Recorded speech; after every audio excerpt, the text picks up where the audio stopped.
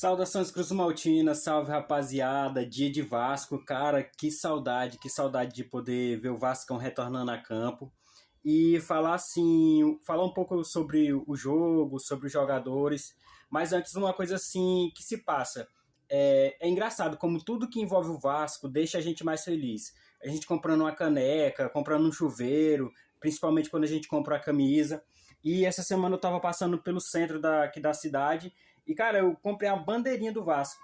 E eu sempre quis ter uma bandeirinha dessa em casa, entendeu? E, pô, fiquei feliz demais, felizão, felizão. Quando eu vi a bandeirinha, eu, pô, Vascão, ó. E, cara, como é que as coisas do Vasco deixam o Vascaíno tão feliz, né? E, assim, o momento que a gente veio passando nessa reta final antes da parada era um momento bom. E eu acredito que agora esse retorno vai dar mais uma afirmação para esse momento. Principalmente agora a gente voltando no Brasileirão, no jogo depois pela Sul-Americana contra o Del Valle. E assim, eu vou passar aqui a escalação que eu já vi que foi em vários sites esportivos que foi passada, que vai ser basicamente a mesma antes da parada.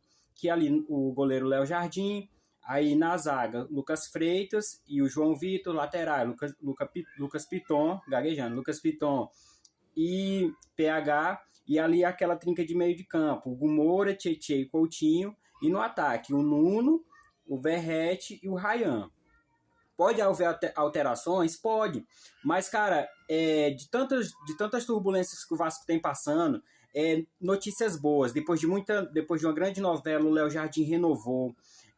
O Coutinho demorou pouca coisa, mas é por questões burocráticas, mas ele também renovou um novo contrato com o Vasco da Gama, e isso é muito importante, porque muitas pessoas às vezes criticavam o Coutinho, mas como eu já disse, o Coutinho é um cara que ele é muito bom, tanto dentro como fora de campo, e ele já fez gol em Clássico, faz gol em Sul-Americana, gol e assistência em Brasileirão, então, e ele só vem evoluindo, e também porque no começo ele teve Covid, teve lesão muscular, mas isso passou.